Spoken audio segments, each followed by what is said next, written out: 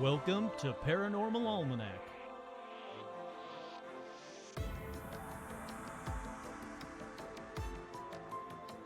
With your host, Kurt Sandvig.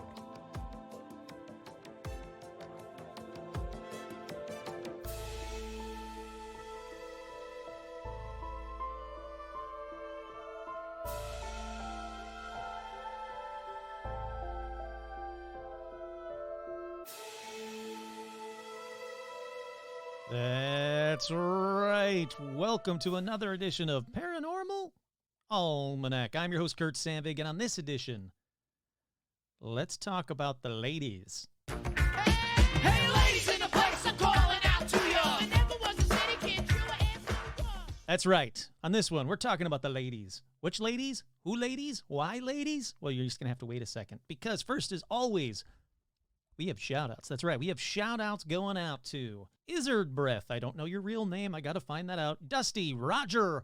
You remember the other day the other episode, I was like, Hrogdar, Hagdar, Hrogdar. It's just Roger. I'm not a smart man. It's just a fun way of spelling Roger. Michael, Dustin, Matthew, Alicia, Derek, Becca, Josh, Alexis, Jen, Elizabeth, Voidtech, Steve, Sherry, Art Muffin, Trudy, Tim, Kenneth, Paul, Ricardo, Damien and Daniel, Ian, Eric, Brandon, Jen, Alexandra, Simon, George, Connie, Seth, Christine, Jason, Hayden, Cindy, Kim, Adam, Ashley, Fran, what's that?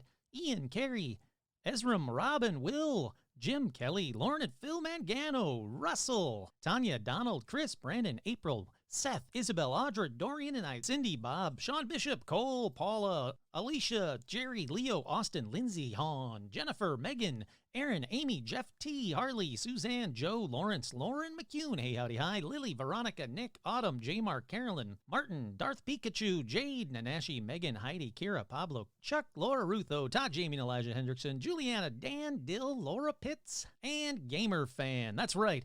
Thank you to all the patrons. If you want to join Patreon, go into patreon.com/paranormalalmanac for all your Patreon needs. But just to let you guys know, there was already a companion episode to this episode I'm doing right now that has been given to the patrons.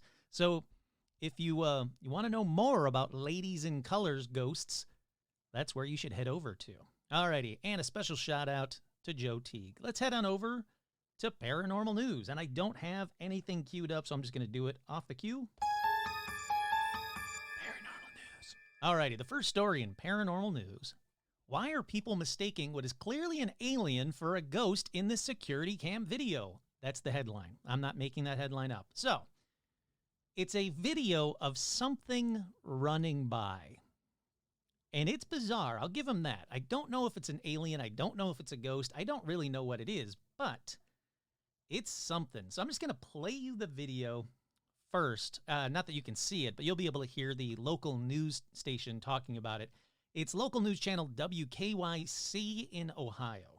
Community pages for Mentor, there have been some spooky videos going around. Surveillance cameras have been catching what looks like a white figure running around at night. You can see it from a couple of different angles in these videos. Now, Mentor police even responded to a call from someone saying they thought they saw something strange, and when the officer showed up, he said he thought he saw a child running, but it looked like they were standing up too straight and moving too fast. And then he got out of the car. He said there was no one there, and the dash cam didn't pick anything up either. I don't know, Jay and Betsy, that is a pretty wild video. What do you think? Are you a believer? Why not? That's a person. I'm saying maybe it's fast person, Right? but to me that looks like a person. It's a little mini Usain Bolt. Right there in Mentor. Training for the Olympics. There Obviously you go. At headed 10 out to o'clock the at night. Spire Institute. Whoosh. Certainly. I don't know. That's not going to make me believe in ghosts. I need a lot more proof than that. Sorry. Well, we'll have to see. Sorry. Well, there you go. So they said it could be potentially a ghost. This person that wrote this article says it's obviously an alien sprinting down a neighborhood street around 10:40 p.m. on March 10th. Local police in the town of Mentor arrived near the vicinity of Bellflower Elementary to look into reports of a 7-year-old girl running around the area. A child supposedly matching the description was spotted by one of the cops, who added they were surprised by what I saw. The person appeared to be a small child, running rather erect and too quickly for a child. In the end, the suspect was never actually located, and like you just heard, it wasn't even spotted on the cam, on the dash cam of the cop car. Now, like I said, I've watched the video a couple of times. I don't know what the hell it is. It does look kind of see-through, but it just might be a crappy security camera. So I'll throw it up onto the Facebook page and the Patreon. And if I don't do it, please remind me to throw it up on both of those because I want to know what you guys think of that one. Alrighty, up next in paranormal news. This wooden sculpture is twice as old as Stonehenge and the pyramids. That's right, a new finding about the 12,500-year-old Shigar Idol. Shigar Idol? Sure, why not? They have major implications for the study of prehistory. It's a creepy-looking face masky typey thing, and it's over 12,500 years old. Gold prospectors first discovered the idol at the bottom of a peat bog in Russia's Ural mountain range in 1890. The unique object, a 9-foot-tall totem pole composed of 10 wooden fragments carved with expressive faces, eyes, and limbs, and decorated with geometric patterns, represents the oldest known surviving work of wooden ritual art in the world. So the reason I'm adding this here, besides the fact it's just, creepy and obviously haunted, that's why they threw it in the bottom of a peat bog, 12,000 years ago, is because it's actually been brought up on a past episode about possibly cursed objects or possible objects that will rewrite history or talk about extraterrestrials, unknown idols and carvings.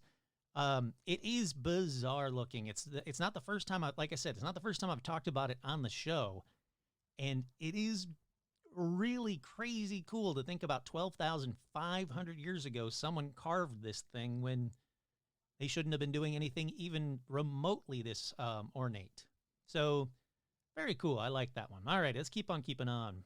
Up next in paranormal news, Roswell's UFO Festival is looking for vendors. This excites me. I want to do this. So, the UFO Festival in Roswell is looking for vendors. Festival organizers say vendors will have the flexibility of selecting which events they would like to participate in. The festival is still in the planning phases, but thousands of visitors are expected to attend the annual event. Now, the festival is planned for July 2nd through July 4th, and you can sign up at ufofestival.com. I'm actually going to be reaching out to them to see if it's possible for them to have me there. I don't have the money to pay for a booth or anything like that, but if I could be invited down there as media or whatever and do an episode from the Roswell Festival, I would love it. Because as you know, I am vaccinated, so yeah, I want to start doing stuff again for the show. Alrighty. This next one on paranormal news, since it was sent to me a few times, I'm going to talk about it. No, it was not a UFO. All right, technically, for a short amount of time, it was technically a UFO, but not a flying saucer. I'll put it that way. Last Thursday, the 25th, I think it was, there was some streaks of light throughout the sky in the Northwest, Pacific Northwest. Even people in California saw it, and everybody was freaking out because it does look like, end of days kind of stuff, a bunch of stuff raining down. It actually looks a lot like when, the Space Shuttle Columbia, when that broke apart on reentry. It looks a lot like that, and for very good reason. What it turned out to be was debris from part of a Falcon 9 rocket that burned up in the atmosphere. So, yeah, again, technically for a short amount of time, it was a UFO. People didn't know what they were looking at, but it was not aliens or anything extraterrestrial. So thank you, though, for everybody that sent me that. Thank you. Please continue to send me some paranormal news stuff. I love, in case I missed it, I love finding out about other paranormal news stories, but this one was not. Alrighty, up next in paranormal news, the Western North Carolina Bigfoot Festival is coming back for 2021. After a hiatus in 2020, the WNC Bigfoot Festival will come roaring back this September to downtown Marion, North Carolina. So if you're in or around Marion, North Carolina, please go to this. If they've got shirts, please message me. I'll send you some money for a shirt because I think it'd be cool. It was held in 2018 and 2019. The celebration of Bigfoot has become Marion's biggest event and draws tens of thousands of people to the downtown. They come from all over the United States and some foreign countries for the event. The WNC Bigfoot Festival has also been featured on national news medias, blah, blah, blah. But because of COVID, it was shut down last year, but not this year. It'll be held Friday, September 17th and Saturday, September 18th. So, anybody connected to this festival, if you're listening to this podcast, again, fly me out there. I would love to do a live remote from the Bigfoot Festival. I think it'd be awesome. As you guys know, don't fucking shoot Bigfoot. It's right there. I mean, I talk about it all the time. So, yeah, I think it'd be very, very cool. Alrighty, up next in paranormal news. This might be another one that might be... No, it's not. So this big UFO report that I've been talking about for a while in the live shows, on these shows, I've been talking about it for a while. Well, not surprisingly, the news story says UFO report might miss deadline, Senator Rubio says. That's right, one day after talking to a TMZ reporter about UFOs and the highly anticipated UAP report that is supposed to be submitted by the U.S. Intelligence Agency by June 1st, well, Mark Rubio says he's not entirely sure they're going to come in on time, which bums me out because I want this damn report. I want this report. This report has been hinted about and teased about for so long. I thought it was actually coming in prior to June 1st. I didn't think it was June, so that's even farther out than I thought it was. But now they're saying it's probably going to be late, which means they're trying to figure out how to redact even more stuff from it, unfortunately. Alrighty, up next in paranormal news, Mainer's frightening encounters with Bigfoot highlighted in new book and film. This one comes out of Portland, Maine. It was a perfect day for fishing. They're going for trout fishing, blah, blah, blah. Let's see, Green Pond in Morrow Plantation. Jeff Kane was there around 7 p.m. He said he heard a deep, angry, resonant roar explode across the water. The sudden blast left Kane frozen in fear, and he said that he paddled for the shores as quickly as he could, ran uphill onto his truck, and tore off down the dirt access road, still wearing his waders. He said, "I freaked the hell out. I've never heard any animal sound like that before. No human could ever replicate what I heard that evening." That was May 2007. He says he's not been back since. This frightening encounter is one of many chronicled in 2 new projects exploring the enduring legend of Bigfoot in the Pine Tree State. Author Michelle Soulier's book, Bigfoot in Maine, is due out in May, and I'm going to try and reach out to her, see if she can come on the show. And there's also a documentary called Eyes from the Pines, the Pine Ape Project. It's slated for release this summer. Both the book and the film talk about the lengthy history of local Bigfoot tales from traditional Native American all the way up to contemporary run-ins like that one. So again, the book is called Bigfoot in Maine, and then the movie or documentary is going to be called Eyes from the Pines, the Pine Ape Project. And I can't wait to see them both. Obviously, read one and watch the other. Alrighty, finally, in paranormal news. This is a last-minute addition to paranormal news. I threw this on after I had the episode edited because I wanted to get this out as quick as possible. A 5th sighting of Loch Ness Monster, not a monster, so far in 2021. That's right, another sighting of Nessie. The 5th one in 2021. Let's see, another Nessie sighting has been recorded on the official Loch Ness Monster sightings register. It brings the number so far to 5 this year alone. The latest sighting was spotted by Kaylin Wangle, who caught another glimpse of something unknown at the loch while watching a webcam of the loch. I've said it before, I'll say it every time. You could be watching, you could be looking for Nessie instead of doing whatever the hell it is you're doing right now. And you should be. But on March 17th at 16:15 p.m., a very large dark shape appears to be swimming from left to right at the very front of the shore. It seems to be making a wave for a bit and either surfaces for a second or is just under the surface. At 16:17, it goes behind the tree on the right and doesn't pop back up. So there we go. Another spotting of Nessie in 2021. It's been a busy, busy year for Nessie. Alrighty, let's take a quick break. We'll be right back with the Ladies in Colors Ghosts. We are back. Now, in this edition, let's do an all-ladies episode of Paranormal Almanac. Let's talk about the ladies of every color ghost. And there are a bunch of them. There are a variety. There's a rainbow of lady ghosts out there that you guys have to hear about. And if you don't know what I'm talking about, I'm sure you remember, I've talked about like the ladies in white before. They're just ghosts of ladies, and they're seen in white dresses. So they're called the ladies in white. Well, guess what? There's also ladies in red. Like I said, that's a companion episode that's out now already on the Patreon. ladies in gray, green, you name it. You name the color. Like I said, it's a whole taste the rainbow of lady ghosts in this episode. Now, it seems mostly are out for revenge, but I don't think that is true. But all the websites I go to, they say, and these ghosts are out for revenge.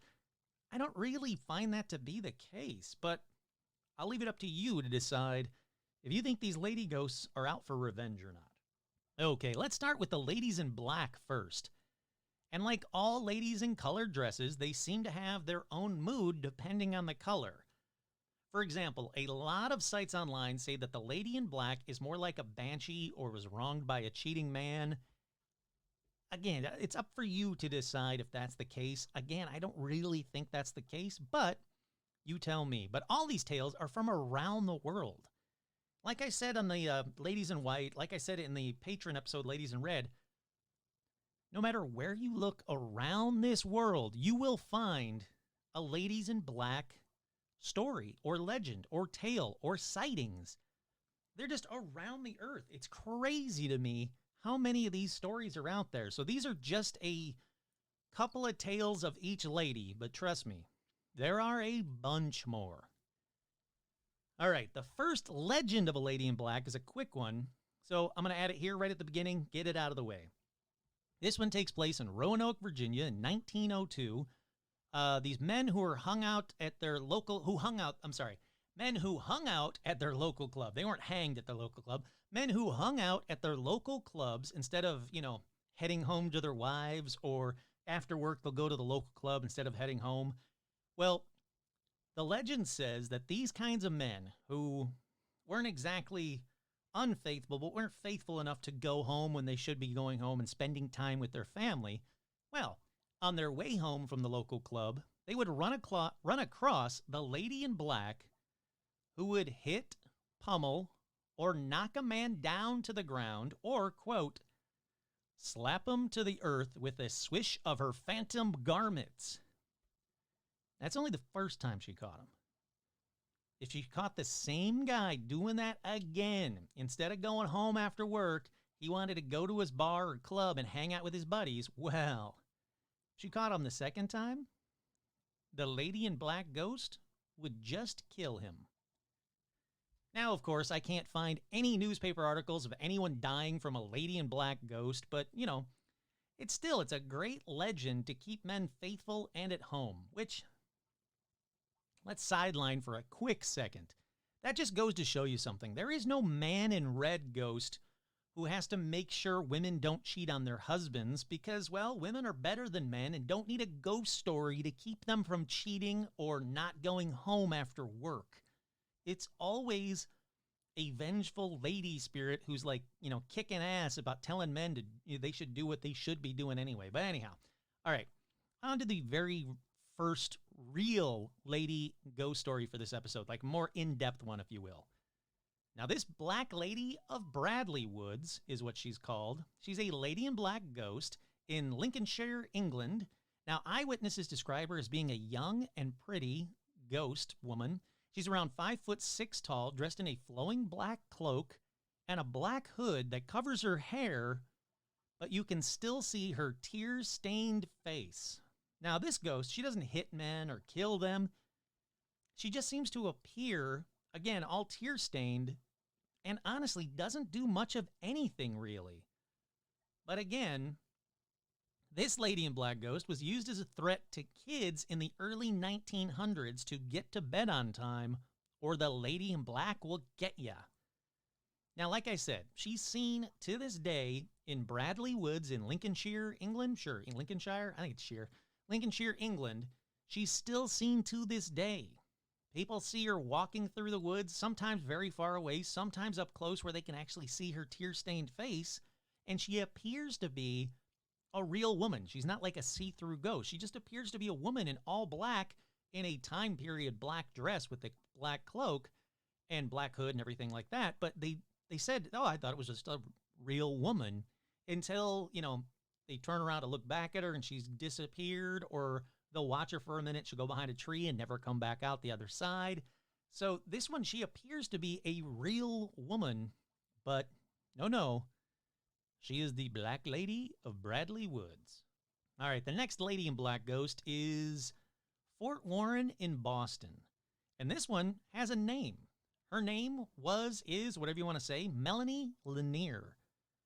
Now, her husband was a Confederate soldier, and he was imprisoned at Fort Warren for siding with the other side during the Civil War. So legend says she found out where they were keeping him, and with help of a spy, she made her way to the island in a little boat, and she stayed in a house in secret for days just outside the fort on the island, trying to figure out how to get her husband out of this prison. So now you have to remember, they didn't have any Sean Connery or Nicolas Cage back then, so she had to make up this as she went along, and you're going to see why I say that in a second. All right, so she's on the island. She's staying in secret in this house for days, trying to figure out how she's going to get him out of Fort Warren. Somehow, she got word to her husband of a plan to get him, and this was her plan. She would signal him on a dark night, and he would whistle back to let her know it was safe for her to get into the prison. Yep, not get him out, but get her in. So, she dresses like a guy. She signals him. He whistles back. They use a pulley to pull her up over the wall, and now she's in prison. Yeah. So now that she's in prison, the two of them and other prisoners say, all right, here's the plan. We're going to tunnel their way out. Again, this is not a great plan. So, of course, the guards heard them tunneling out, and when they cornered her and her husband, she pulls a gun. The guard grabs at her, and a shot is fired. Did she kill the guard and escape? Nope. She accidentally shot her husband, who at this time must have been really glad about, being killed because of the whole death do us part bit, because, again, this is the most bungled prison break ever. So he's dead. She's caught. They go to hang her. And she says, look, I don't want to be hanged in men's clothing. Because, again, she, disguised herself as a man so she could be in the prison. So she asked for women's clothing. So they go, yeah, okay, fine. Well, let's get her something. Again, I don't think it's high up priority. If you're about to be hanged, what you're wearing doesn't really matter, unless you're going to become a ghost. If you're planning on becoming a ghost, then yeah, I mean, she was smart this way. But so they get her, yep, you guessed it, black dress. They hang her. She's dead. And her ghost continues to bumble around that island to this day in the black dress. Now, look, I don't like labeling ghosts as stupid, but come on, lady, that was your plan? If you hand me a gun and say I have to break someone out of prison, my plan is to not get smuggled into that prison, then not use that gun to try and get out of the prison. Instead, let's try and tunnel our way out. She's still seen walking all over the island, up on the arches of the prison. If you see her, just keep walking, because I'm sure she'll bungle up something around you and you'll end up shot or killed. So, I know it's early on in this episode, but worst ghost of this edition goes to her. That's right, Melanie Lanier, you have won the worst Lady in Black ghost for this edition. Alrighty, the next Lady in Black ghost is a ghost story that's in the news.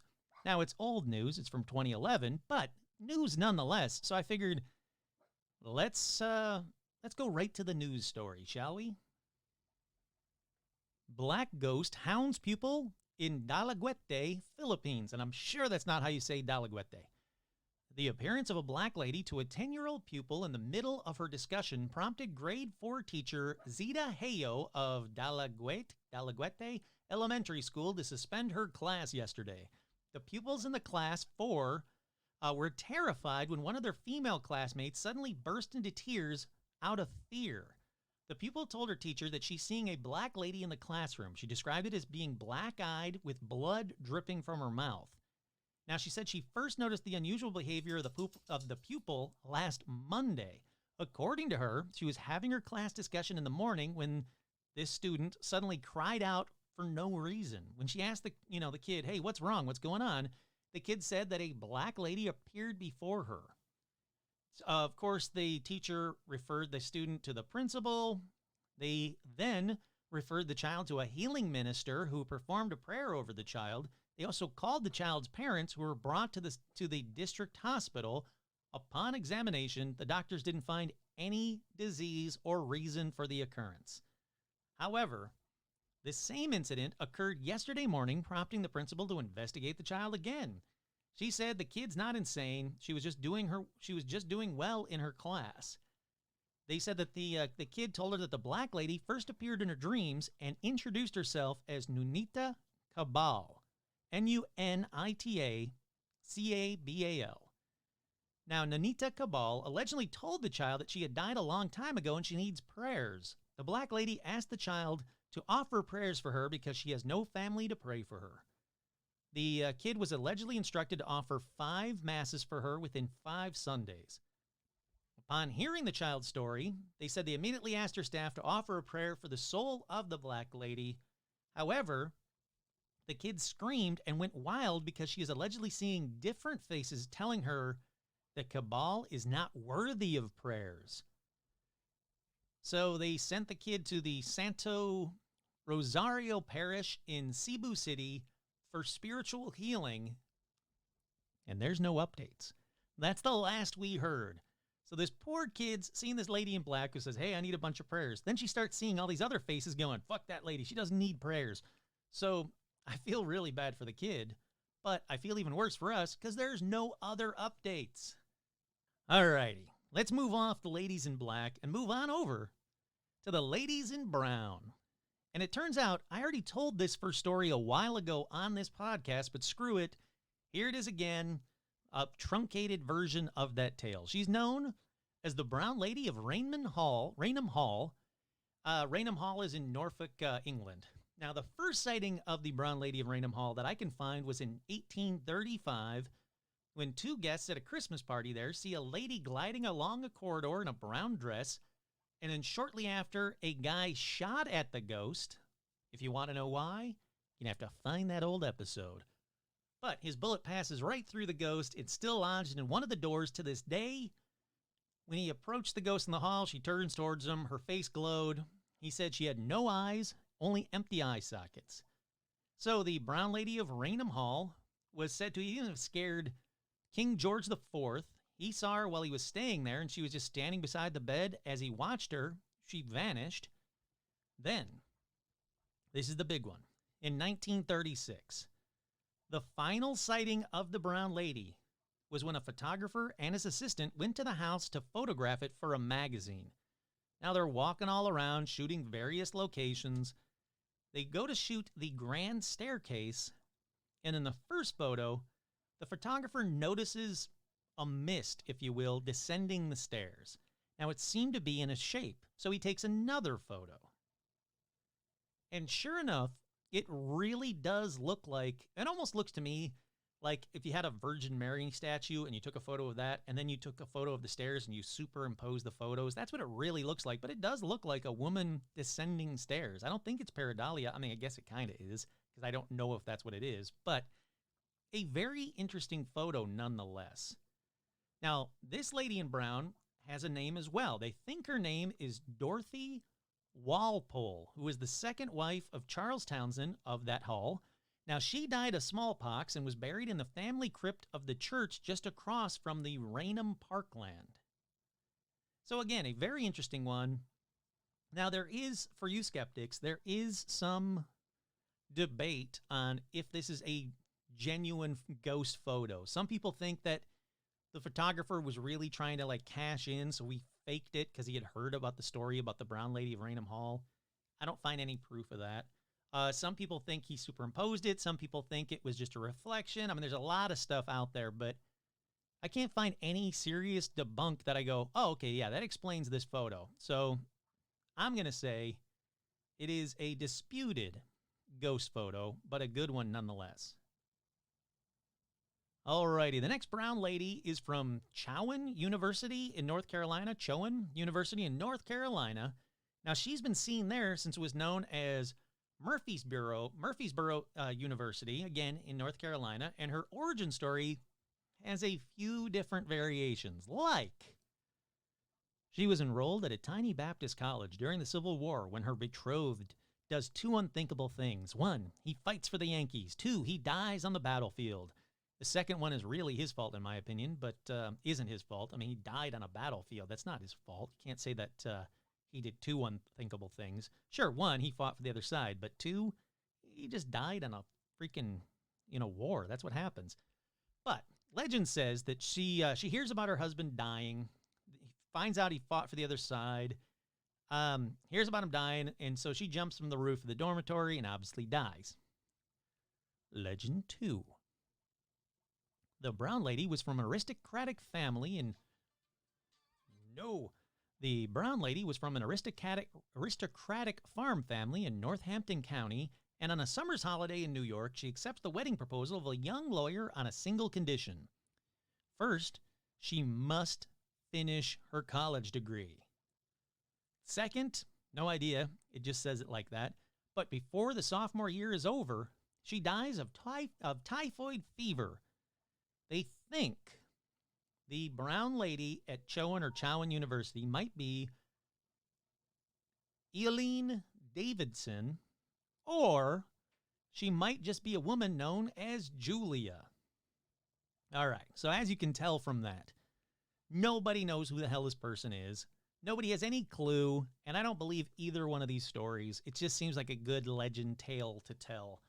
I can't find any proof of any of that other than the fact that a brown lady ghost is seen at this university. She's seen, or more often heard, in the halls of the school, but the school really leans into it. I mean, they really love the fact that they have their own personal ghost lady in brown, whatever you want to call it. In the 1950s and 60s, freshmen were blindfolded and taken into the woods or a nearby cemetery where they met the brown lady in person, or were told to roll upon her grave.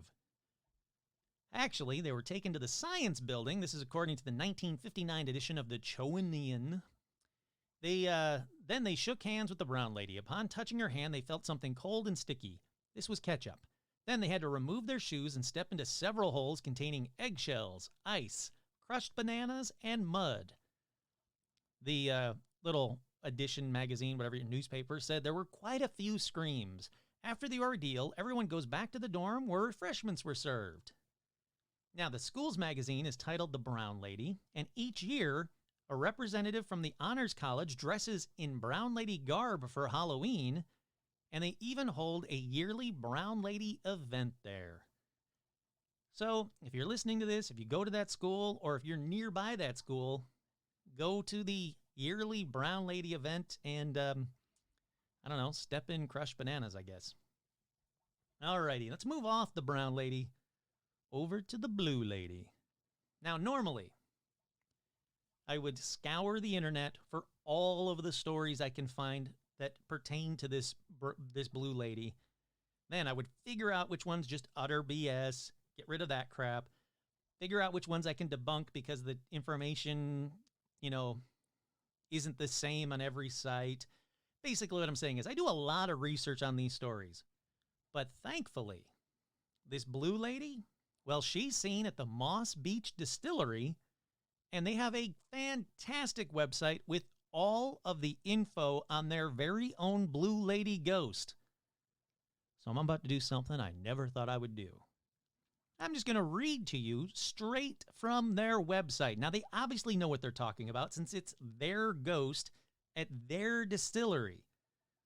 So here you go, direct from them. By the way, before I read that article, I have to say I really, really want to visit this location. I mean, if you're listening and you know someone that works at it, or you are the Moss Beach Distillery owner or whatever, please let me do an episode from here. I think it's a very cool ghost story.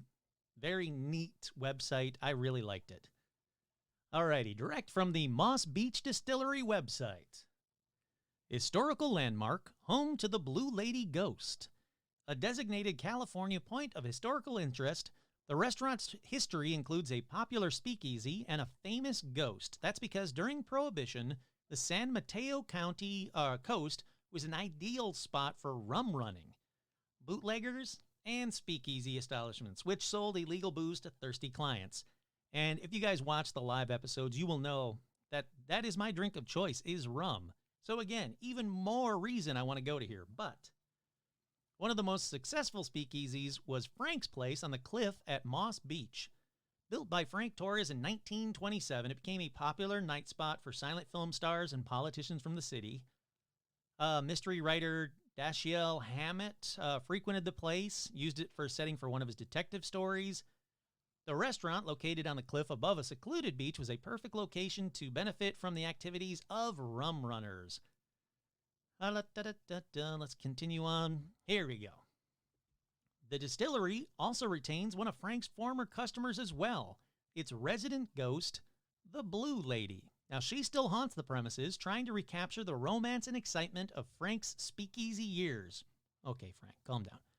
Now, the story of the Blue Lady was documented by the TV program Unsolved Mysteries, and maybe you'll see her when you visit. It's, let's see. Some 72 years ago, a beautiful young woman met by chance a handsome, dangerous man and fell in love with him. The sophisticated ladies' man was, some say, a piano player in the bar. The naive young woman, always dressed in blue, was already married to another, but her unsuspecting husband never knew of the illicit affair. She made many trips to the restaurant to be with her lover. The beautiful lady in blue was reportedly killed while walking on the beach below the restaurant with her lover. He was assaulted but survived. It is here at the distillery you will find her searching for her lover. Now, there's been many strange events have been documented there since that time, but cannot be explained, such as mysterious phone calls from no one, levitating checkbooks, locked rooms from inside without any other means of entry, women diners losing one earring and then several of these are found in one place weeks later, date tampering with the computers, and more importantly to me anyway, sightings of the Blue Lady ghost by small children. The website goes on to say, we are glad she's not destructive with her pranks and continues to hear of new events that cannot be explained. Come visit us for ocean view dining and try to catch a glimpse of the Blue Lady. Yes, I would. I would like to do that. Please let me go up there and drink some rum, look for a ghost, and watch the ocean. That sounds flippin' amazing. Alrighty, let's leave the Blue Lady. Let's go on over to the Pink Lady. This is a very short one. The Pink Lady is a ghost who visits the Grove Park Inn in Asheville. They think they know who she was because during the 1920s, there was a woman who was a guest of room 545 that was dressed in a long pink flowing gown, and the woman fell to her death over the stone wall from the second floor. Now, they said, obviously they found her body. She's been buried someplace else, but the Pink Lady ghost is still seen in and around room 545, and they think it's her, which, I would say that's a pretty good guess. If you know for a fact that in the 1920s she was wearing a long pink flowing gown, and then you start seeing a ghost, and then she died right there, then you start seeing a ghost in a long pink flowing gown, yeah, I'm going to say that's her. Alrighty, let's move on to the Gray Lady ghost. Now, for this one, let's head over to Willard Library in Evansville, Indiana. The first sightings of the Gray Lady ghost was in the late 1930s by the custodian, but has been seen numerous times since. The Gray Lady ghost was reportedly sighted on August 10th in 2010 in the basement hallway by the assistant children's librarian. Psychics who actually visited the library in 2007 say they were able to verify that a ghost had been there, and paranormal investigators said that we've spotted it or things have popped up on our paranormal investigative equipment that we can't explain. Some library employees have reported seeing the ghost, including, they name a few of them, it doesn't really matter, including quite a few of the librarians that work there. In fact, during a visit to the library, lecturers from the University of Southern Indiana said, yeah, they saw the ghost peering into water nearby the library. They couldn't believe what they were seeing. It's the first and only time they've ever seen a ghost. Policemen responding to a security alarm at the library spotted two ghosts in an upstairs window of the library. It doesn't say if they were both wearing long gray dresses, but they spotted two ghosts. And then a person that was visiting the library reported an encounter with the Gray Lady in the elevator, and a local weathercaster also reported an encounter with the Gray Lady there as well. So, again, if you're near Grove Park Inn in Asheville, North Carolina, There you go. Oh, not. I'm sorry. That's Willard Library. If you're in the Willard Library in Evansville, Indiana, sorry about that. If you're near the Willard Library in Evansville, Indiana, there you go. That's where you should check it out. Okay. The next Gray Lady is a legend from Liverpool, England. Big grain of salt on this one. This Gray Lady ghost was Mary Norris, who was so unhappy in her marriage that she held her son Topham, I don't know, and leapt from the castle into the moat, killing them both. The reason they think it's her is that to this day, a lady in gray ghost is seen rocking a child's cradle in the tapestry room of Speke Hall, and they went, yep, that's her. So if you're in Liverpool, England, and you go to Speke Hall, and if you go into the tapestry room, you might just see Mary. Alrighty, the next lady in gray, it's okay, Stitch, it's fine. The next lady in gray died in a shipwreck near Chambercombe Manor in North Devon in the 17th century. Big legend time, big grain of salt time. Legend says Alexander and William Otway were a father and son team of dickheads, really, who used a lantern on stormy nights to lure ships to the coast. That's right, to lure ships to the coast, not away. They would actually cause the ships to crash on the rocks so they could loot the wreckage. So, years go by of them doing this, and, young William grows up and he marries, and while his wife, Kate, was away on a trip, he says, hey, Dad, let's wreck another ship. So, they do that. They do the whole lanterns thing, get ships to crash into the rocks. The ship wrecks on the rocks, stuff starts washing ashore, including a passenger so badly deformed by the rocks, she was unrecognizable, but alive. And Kurt here, let me pause and say, if you can't guess who she is by now, boy, are you in for a surprise.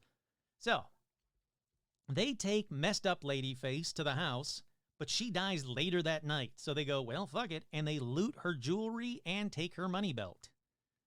2 days later, the Admiralty comes to the house with a note stating that Kate was aboard a ship that ran aground and was missing at sea, presumed dead. So, Alexander and William freak out and go, shit, we killed Kate. Let's wall her body up in the house. Cut to a century later, the secret room was discovered by accident. Supposedly that is true. They found this room, and in this secret walled-off room was a skeleton lying on a bed. Now, the bones were buried in a pauper's grave, but Kate's ghost is still seen there to this day. Probably incredibly pissed off. I call all kinds of bullshit on that legend, but there it is nonetheless. Alrighty, a few miles from Speke Hall, about 7 miles, is Rufford Old Hall. It's a 15th century manor house who has a gray lady ghost who supposedly died from despair. The legend says that shortly after their wedding, her husband left for war. And he was supposed to return, didn't. Supposed to return, didn't. Supposed to return, didn't. And she started to, fade away. She just sat there forlorn.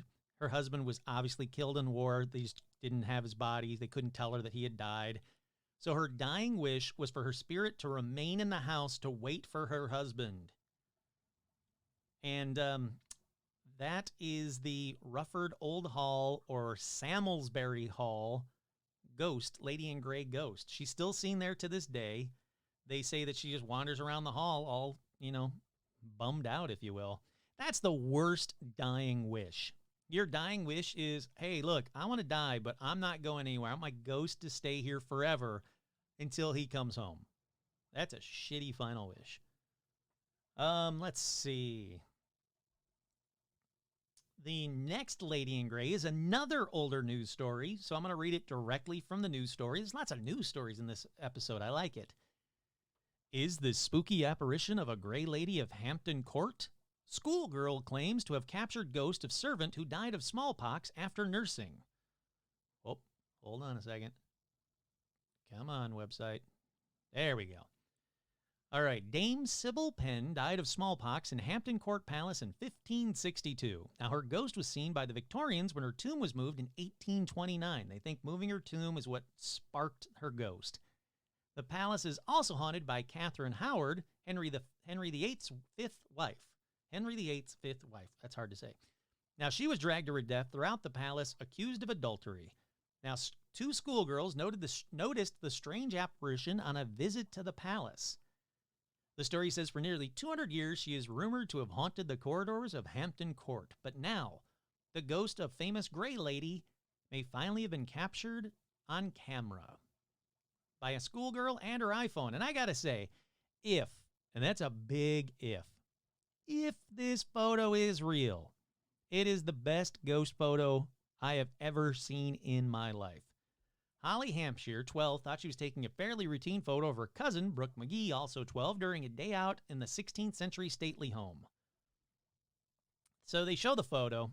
It's this girl. She's walking away. There's like red ropes. Oh, wow, the ghost is even on the wrong side of the red ropes. Dun, dun, dun. But she's walking away. There's a fireplace to the right. She's walking like towards an open door, if you will. And right behind her, again, is the best ghost photo I've ever seen in my life. I don't buy it. I don't buy it at all. So they take a photo and the girl goes, oh my God, there's a ghost behind you. So the 12-year-old turns around. No ghost. I don't know what to say about this ghost, really. I don't know what to say about the ghost. The girls didn't realize what they had encountered at the time and only made the terrifying discovery when they looked through the photos a day later. Why did she turn around and say there's a ghost then? Whatever. Miss McGee says, I was totally freaked out. I didn't see anything. People say the room goes cold when ghosts appear, but we had no idea. We haven't slept properly since. It's just so well done that I don't buy it. I mean, it looks like one of those place a ghost in a photo app that you can get for your phone. That's how good this ghost looks. Let's see. They go on to say that sightings of her ghost started reported in 1829 when her tomb was moved. Soon after, strange noises of a person working a spinning wheel were apparently heard at through a wall at Hampton Court. They led to the discovery of a previously unknown chamber containing an antique spinning wheel. Okay, that's cool. Hampton Court, home to Henry VIII, was long been famed for its ghosts. I've already told you about his wife ghost. I don't care about that anymore. But yeah, it's a very, very cool photo. Once again, I'll throw it up onto the Facebook, and hopefully I can remember, I'll throw it up onto the patron page as well. But it just looks too good. It is too Ghostbuster library ghost good. I mean, she's not glowing like that, but you know, you'll know what I mean when you see it. Alrighty, let's move on to the last color for the episode. And I'm only going to do one of this because I'm already at almost an hour here, where I kind of want to end for this episode. This one is the Green Lady of Caerphilly Castle. Now, legends say, and I'm sure I didn't say that castle name right. I apologize. C-A-E-R Philly. I don't know. Legends say that the Green Lady was a very abnormal-looking French old woman named Alice who apparently died after her lover was executed. How'd she die? They don't say. But let's assume it was suicide or loneliness or some other blah kind of legendy bullshit. But she's been seen many times by a lot of people to this day all over the castle. And people even report smelling her lavender perfume in rooms where no one has been for a very long time. Now, I assume that they've looked for air fresheners and stuff like that, but they're saying there's nothing, no reason for it, and it is a very strong scent.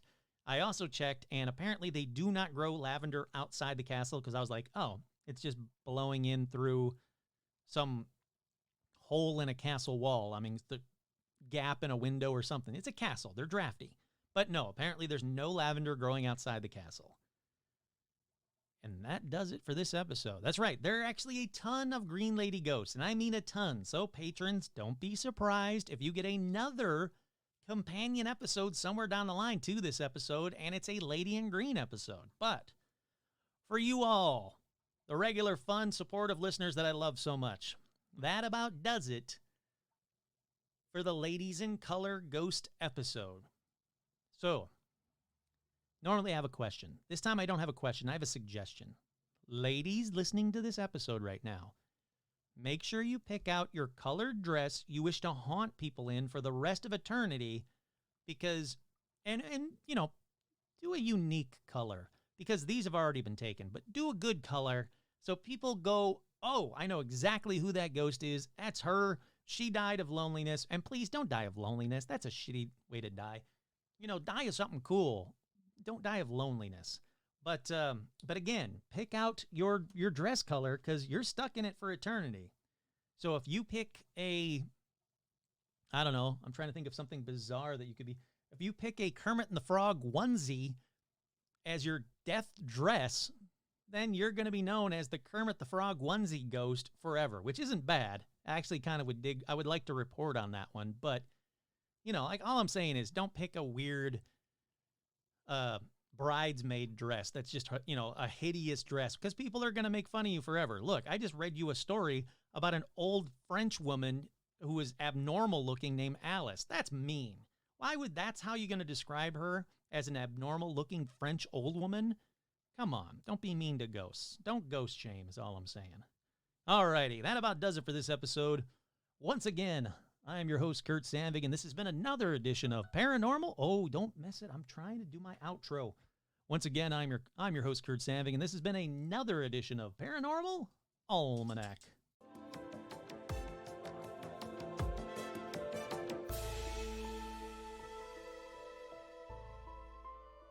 He's now American. It's